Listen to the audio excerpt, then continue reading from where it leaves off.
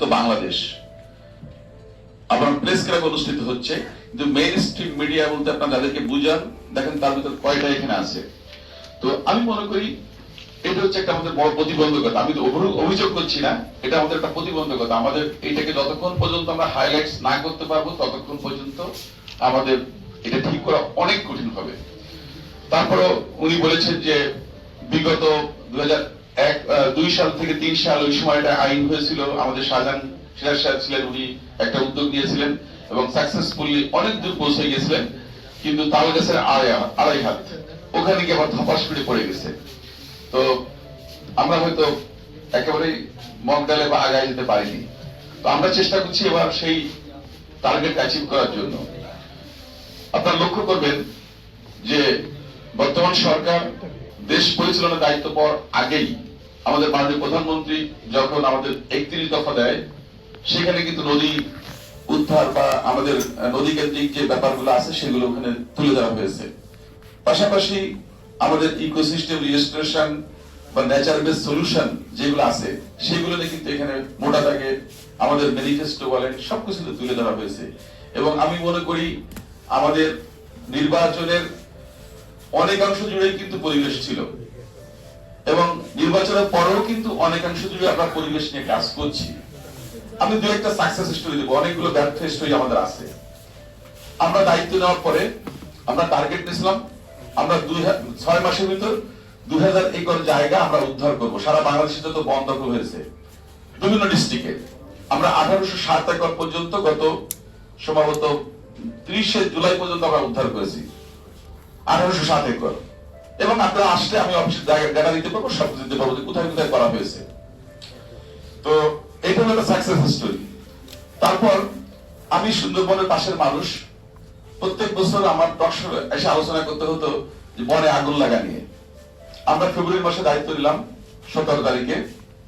আমি আমাদের সংশ্লিষ্ট বন কর্মকর্তাদের নিয়ে বসলাম, পরিষ্কার করে বলে দিলাম আগুন এই জায়গায় লাগে এই কারণে লাগে, এটা যদি না লাগাতে পারেন আপনার ওখানে থাকার দরকার নেই। আর আগুন লাগলে আমি আপনাদের চাকরিতে আগুন লাগাবো। সুতরাং এবছর প্রথমবারের মতো সুন্দরবনে কোনো আগুন লাগেনি। তো আমি বলছি যে আমরা কিন্তু মনিটরিং করার চেষ্টা করছি। আর গাছ লাগানো নিয়ে অনেকেই অনেক মন্তব্য করেছেন, এটা খুবই স্বাভাবিক। কারণ আগে একটা শব্দ ছিল ডিসি সাহেব প্রত্যেক বছর এখানে এসে স্যার গাছ লাগায়, মানে নির্দিষ্ট জায়গায় ডিসি সাহেব গাছ লাগায় প্রত্যেক বছর বৃক্ষরোপণ সপ্তাহে বাড়ি করে। আমরা ওই ট্রেডিশন থেকে বেরিয়ে আসার জন্য কাজ করছি। আমি ব্যক্তিগতভাবে গত সপ্তাহে মানে এই উইকের প্রথম দিকে শনি রবি সোম আমি 3 দিন কক্সবাজার জেলায় কাটিয়েছি, কারণ আমরা প্রায় 40 লক্ষের উপরে বেশি গাছ লাগাইছি শুধু কক্সবাজারে।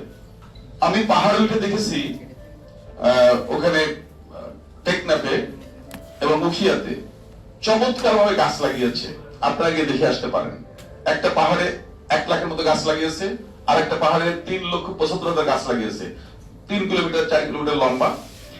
তো যেখানে গাছ লাগানো হয়েছে আমার কাছে দেখে মনে হচ্ছিল, যেহেতু আমি একটু পরিবেশ কর্মী, আমার একটু আবেগ অনুভূতি একটু বেশি, দেখলাম যে মনে করেন আপনার আমাদের অর্জুন গাছগুলো মনে হচ্ছে যে তাকিয়ে আছে, মানে লাল আর সবুজ টাইপের একটা, মানে যেহেতু জুন মাসে লাগাইছে বাইরের টাইম এটা খুব দৃশ্যমান হচ্ছে। তারপরে আমাদের কদম ফুল গাছ অনেক বড় পাতা সেগুলো সব আছে। পাখিদের জন্য গাছ লাগানো হয়েছে, 30 প্রজাতির গাছ লাগানো হয়েছে ওখানে, নিম, তারপরে আপনার আমাদের ফলজ বনজ সব ধরনের গাছ লাগানো হয়েছে। তো আমি পাহাড়ের চূড়ায় উঠছিলাম, 500 ফুটের উপর হবে, আমি তো আসলে মামিটা এবার যেটা বললো আর কি, প্রথম যে পাহাড়টায় উঠলাম। তো ওখানে আমার সাথে যারা গেছিল তারা ম্যাক্সিমাম নিচে রয়ে গেছে, বাট আমি কিন্তু উপরে উঠছি, একদম চূড়ায় উঠছি এবং সর্বোচ্চ জায়গায় দেখছি। সেকেন্ড আরেকটা পাহাড়ে গিয়ে আমি সেটাও কিন্তু আমি উঠে দেখছি। তো আমি একটা জিনিস লক্ষ্য করেছি, যেহেতু মাননীয় প্রধানমন্ত্রী এবছর গাছ লাগানোর ব্যাপারে অনেক বেশি ফোকাস করছেন, সুতরাং যারা গাছ লাগাচ্ছে তারাও কিন্তু দায়িত্ব নিয়ে লাগাচ্ছে। আপনি গাছ লাগাবেন কি লাগাবেন এটা আপনার ব্যাপার, কিন্তু যদি আপনি 25 কোটির ভিতরে ঢুকতে হয় ডেফিনেটলি এটা অ্যাকাউন্টিং এ থাকা লাগবে, না হলে রিপ্লেসমেন্ট করতে হবে, এর বাইরে কোনো বিকল্প নাই। পরিষ্কার বার্তা আমরা সবাইকে দিয়েছি। তো সুতরাং আমি আপনাদেরকে বলতে পারি, যদি আপনারা কোথাও দেখেন যে 25 কোটিতে লেখানো হয়েছে কিন্তু ওই গাছের অস্তিত্ব নাই, হ্যাঁ গাছ লাগানোটা সামাজিক আন্দোলন, সারা বাংলাদেশে স্কুল কলেজ বিভিন্ন জায়গায় লাগছে। যেমন আমাদের ওয়ান চাইল্ড ওয়ান ট্রি বা ওয়ান স্টুডেন্ট ওয়ান ট্রি যখন প্রোগ্রাম করা হলো তখন 2 লক্ষ 2.5 লক্ষ কথা বলছে। আমরা কিন্তু একটা আমাদের অ্যাকাউন্টে ঢুকাইনি, কারণ ওটা ব্যক্তি পর্যায়ে লাগানো হয়েছে।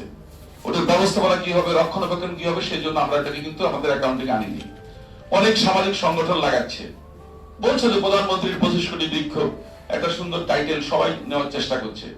বাট আমরা কিন্তু যে ডেটাটা আমরা ব্যবহার করছি সেটা হচ্ছে সুনির্দিষ্ট তথ্যপদের ভিত্তিতে, কোন মন্ত্রণালয় কোথায় লাগাইছে, কিভাবে লাগাইছে।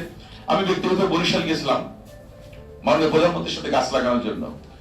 তো ওখানে আমরা সকালবেলায় ঘুম থেকে উঠে আমি 5টা 5:30টার সময় গেছি। একটা কৃষি পুজোর কিছু চারা বিতরণ করছে একটা স্কুলে, একটা মানে জায়গাটা আমি ভুলে গেছি, বরিশালের সদরেই।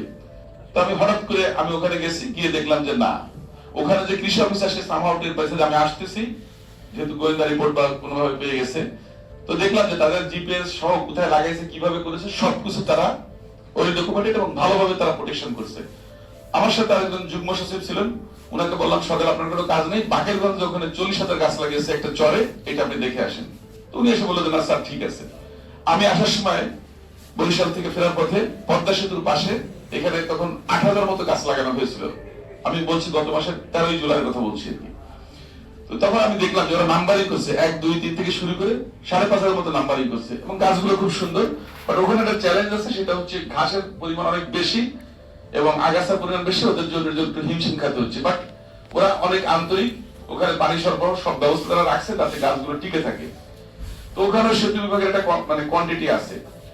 তো আমি ব্যক্তিগতভাবে বাগেরহাটে একটা কাজে গেছিলাম, ওখানে গিয়ে আমি দেখলাম যে আমাদের সামাজিক বন বিভাগ গাছ লাগিয়েছে কচুয়া এবং মরুলগঞ্জের সীমানার ওখানে আর কি।